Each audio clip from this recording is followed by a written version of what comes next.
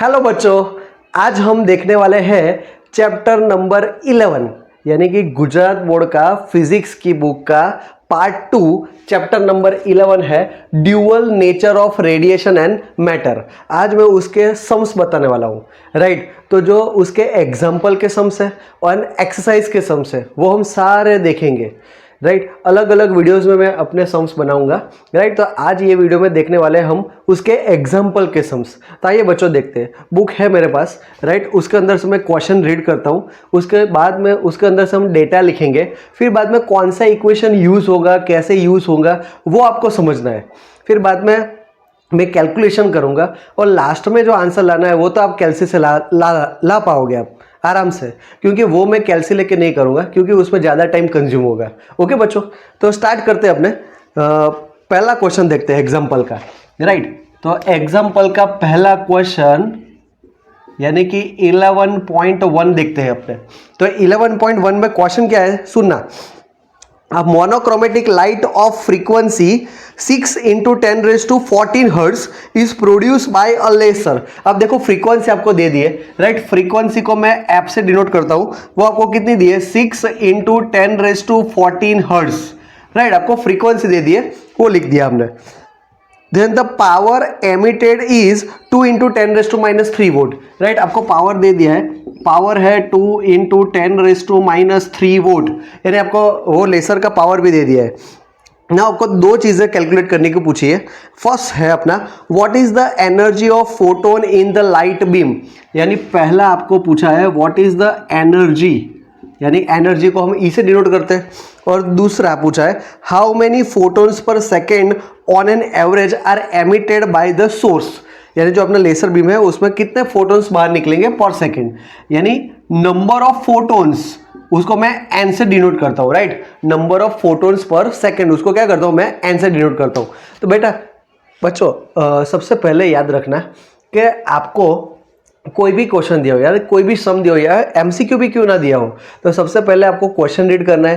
Question read करने के बाद आपको डेटा लिखना है और डेटा में से अब आपको इक्वेशन सोचना है और फिर बाद में उसको सॉल्व करना है, राइट। तो यहाँ पे बच्चों आप देखो, यहाँ पे पहले मैं ए वाला सॉल्व करता हूँ। यहाँ पे हमें क्या पूछा है, फोटोन की एनर्जी पूछी है। तो फोटोन की कैरेक्टरिस्टिक्स में हमने देखा ही था कि फोटोन की एनर्जी क्या होती है, E is equal to H F के फॉर्म में होती है। अब बच्चों आपको मन में रहेगा कि सर हम आंसर जूल में लाए या ईवी में लाए, हो सके तो आंसर जूल में ही लाना। अगर आपको ईवी में लाना होगा ना तो आपको पूछा जाएगा कि भाई आप ईवी में आंसर लाए, आपको बोले तभी लाना है।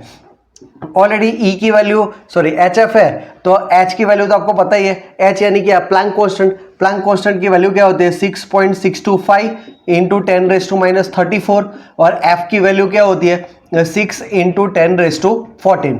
बच्चों ये मल्टीप्लाई करना आपका काम है, राइट। आपको मल्टीप्लाई करना आता है, अभी मैं देख के लिख देता हूँ आंसर।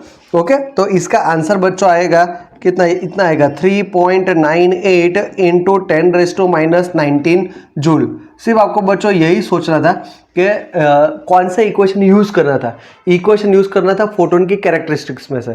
फोटोन की कैरेक्टरिस्टिक्स में से हमें फोटोन की एनर्जी का इक्वेशन पता है, E is equal to H F, where H क्या है प्लैंक कांस्टेंट है। ओके, तो बच्चों तो ये हो गया एनर्जी फाइंड करने का। और यहाँ पे बी पूछा है, हमें क्या पूछा है नंबर ऑफ फोटोन्स फाइंड पूछा है, number of photons per second. आपको पावर दिया है, हमने एक एनर्जी फाइंड कर ली, तो उनका रिलेशन है तो power equal to number of photons per second into energy. क्या है P is equal to N E, यानी P यानी कि पावर है, E यानी कि एनर्जी है, और N क्या है number of photons per second, right. तो उसमें से number of photons per second को इक्वेशन कर दो तो N is equal to P by power already हमें दे दिया है, कितना है 2 into 10 raise to minus 3 divide by energy already हम लेके आए हैं, कितना है 3.98 इंटू 10 रेज टू माइनस 19। यहाँ पे मैं उसको राउंड अबाउट 4 ले लूँ तो 2 टू 4 यानी 0.5 इंटू 10 रेज टू समथिंग आ ही सकता था, राइट। अंदर के हिसाब से मैं लिखूँ तो पॉइंट निकाल के आपका आएगा 5 into 10 raise to 15 photons per second, है ना। आपको यूनिट भी लिखना होगा, हर एक में कंपलसरी यूनिट लिखना है, वरना यूनिट नहीं लिखोगे तो 0.5 मार्क कट हो जाते हैं। ओके बच्चों, तो आप देख लो, आपको डेटा में फ्रीक्वेंसी पावर दिया था, आपको पूछा था एनर्जी और नंबर ऑफ फोटोन्स पूछा है, तो आप देख लो एनर्जी का equation E is equal to HF में से आ गया, और नंबर ऑफ फोटोन्स जो होता है उसका equation power is equal to NE, उसके अंदर से N को इक्वेशन करो तो आपका आंसर आ जाएगा। ओके, होप बच्चों ये पहले सम में आपको पता चल गया होगा। ना अब दूसरा सम ट्राई करते हैं, देख लेना बच्चों, आपको मैं रफ कर देता हूँ अभी। नेक्स्ट सम की ओर चलते हैं। इजी है, स्टार्टिंग में तो क्या है कि बेसिक सम्स है, ये सारे इक्वेशन भी आपको है ना लिख के रखने होंगे, राइट, कि कौन से सम में कौन सा इक्वेशन यूज होता है। ओके, नाउ दूसरा सम देखते हैं बच्चों। नाउ 11.2 देखते हैं। 11.2 में यानी कि एग्जाम्पल का 11.2, ये मोस्ट इंपॉर्टेंट है बच्चों। ये वाला सम है ना, ऐसा सेम एक्सरसाइज में भी है, ये पूछते हैं। आप देखना बच्चों, इस साल ऐसा सम आएगा ही, देखना। रीड करता हूं मैं। The work function of caesium is 2.14 EV, यानी वर्क फंक्शन बोला यानी फाई नॉट, वो हमें कितना दिया है 2.14 EV, इतना दिया है, राइट। नाउ दूसरा क्या दिया है, find a threshold frequency of caesium. पहला आपको पूछा है threshold frequency. Threshold frequency means F not ढूंढना है आपको, राइट। तो एफ नॉट थ्रेशोल्ड फ्रीक्वेंसी, देखो फ्रीक्वेंसी तो बोली है लेकिन कौन सी बोले, थ्रेशोल्ड। थ्रेशोल्ड मतलब आपको एफ नॉट लिखना है, ओरिजिनल फ्रीक्वेंसी मतलब आपकी। एंड सेकंड पूछा है the wavelength of the incident light, यानी कि आपको वेवलेंथ ढूंढनी है, यानी कि वेवलेंथ मींस लैम्बडा ढूंढना है। ओके, फिर if the photo current is brought to zero by a stopping potential of 0.60 volt. अच्छा बच्चों, आपको स्टॉपिंग पोटेंशियल दे दिया है, यानी कि स्टॉपिंग पोटेंशियल V0 वो हमें कितना दिए 0.60 वोल्ट, यानी कि 0.6 वोल्ट आपको दे दिया गया है।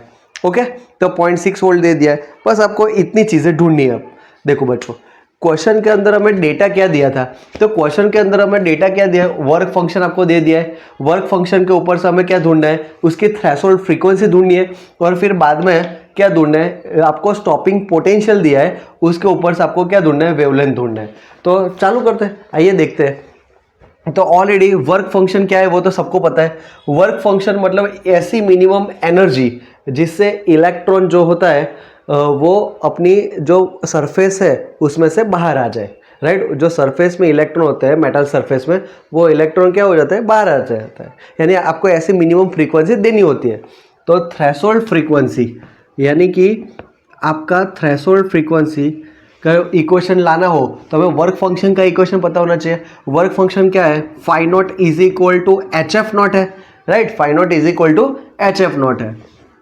फिर यहाँ पे 2.14 EV के फॉर्म में है, तो उसको हम जूल में कन्वर्ट करेंगे। आओ यहाँ पे ही करते हैं, यानी कि F not equal to phi not upon H, ऐसा मैं बोल सकता हूँ, राइट। नाउ फाई नॉट क्या है अपना 2.14 EV है, लेकिन EV है तो वो तो अपना MKS है नहीं, उसको हमें जूल में कन्वर्ट करना पड़ेगा।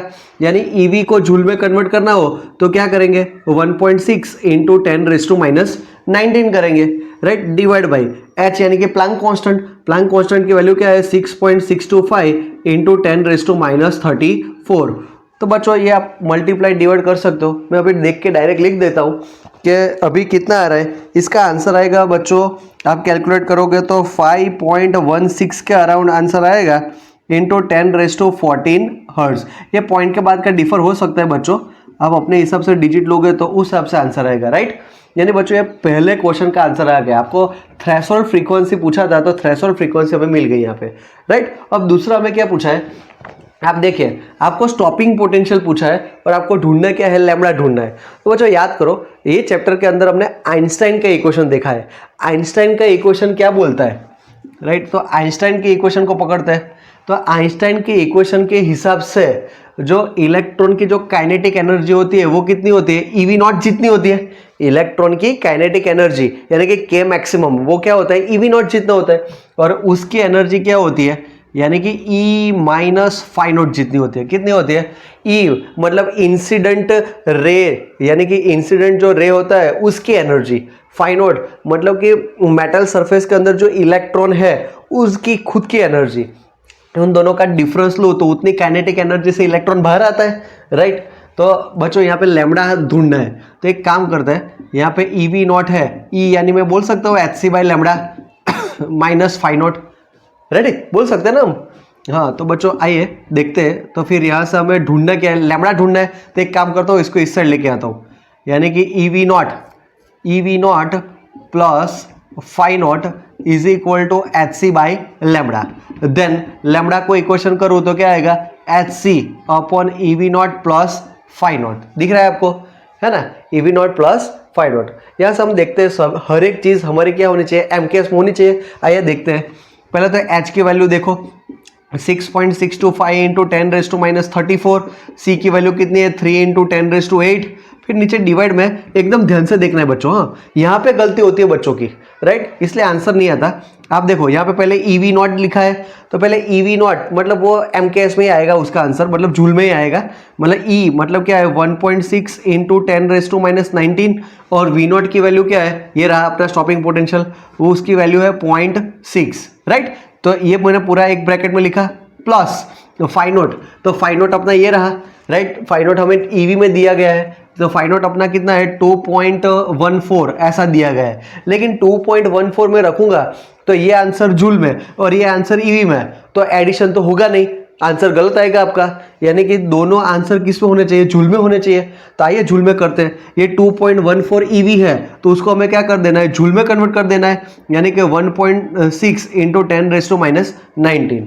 ओके बच्चों, आपको समझ में आया होगा। यहाँ पे बच्चे गलतियां करते हैं, ओनली 2.14 लिख देते हैं, ओके, यानी कि आपको एच की वैल्यू, सी की वैल्यू, ये ई वी नॉट की वैल्यू और फाई नॉट की वैल्यू मैंने जूल में ला दी, ओके। तो आप अभी ये कैल्शियम में कैलकुलेट करोगे तो आपका आंसर आएगा नियर बाय लगभग इतना आना चाहिए कि 4.5369 इंटू 10⁻⁻7 मीटर, मतलब पीछे की डिजिट शायद अलग आ सकते हैं, लेकिन 4 पॉइंट तो आएगा ही, राइट। 5369 इंटू 10⁻⁷, यानी अंदर लिखा है 545 नैनोमीटर, यानी आपको नैनोमीटर में लिखना हो तो, लेकिन लिखने की जरूरत नहीं है, हमें थोड़ी एग्जाम में पता चलेगा कि हमें नैनोमीटर में लाना है, माइक्रोमीटर में लाना है या अकेला मीटर में लाना है, तो इससे बेटर है कि हम मीटर में लाके छोड़ दें, ओके, नैनोमीटर में लाने की जरूरत नहीं है।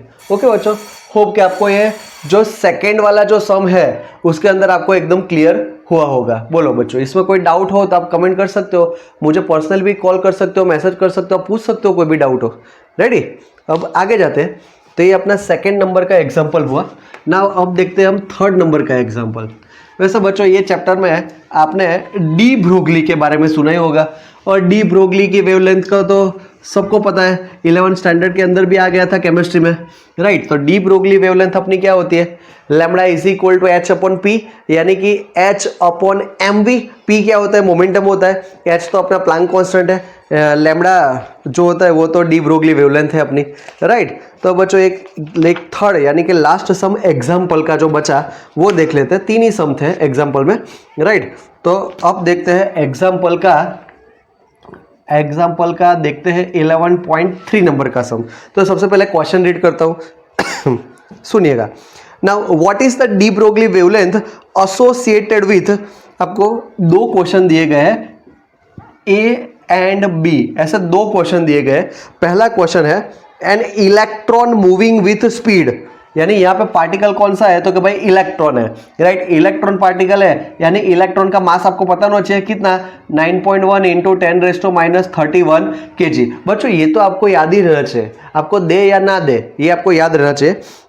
फिर आपको स्पीड कितनी दे दी है, v, वो आपको दे दिया है कितना, 5.4 इंटू 10⁻6 मीटर पर सेकेंड, यानी आपको इलेक्ट्रॉन की स्पीड भी दे दी है, राइट। और दूसरा भी क्वेश्चन दिया है, और दूसरा है बॉल, यहाँ पे बॉल की बात की है, राइट, यहाँ पे इलेक्ट्रॉन की बात की थी, यहाँ पे बॉल की बात की है। तो बॉल का मास आपको दे दिया है 150 ग्राम, यानी आपको 150 ग्राम, यानी उसको मुझे किलोग्राम में कन्वर्ट करना होगा, किलोग्राम में कन्वर्ट करना मतलब डिवाइड बाई 1000, यानी 150 डिवाइड बाई 1000 क्या होता है, 0.150 होता है।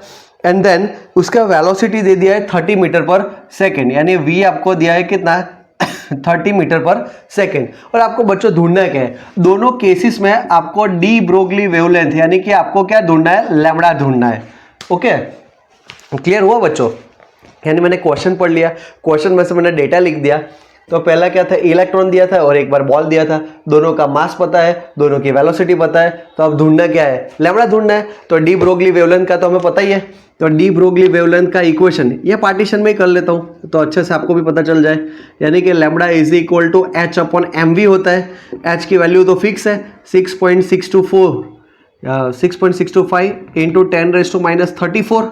मास हमें कितना दिया गया है, यानी इलेक्ट्रॉन का मास 9.1 इंटू 10⁻31 और ये हमें कितना दिया है 5.4 इंटू 10⁻6।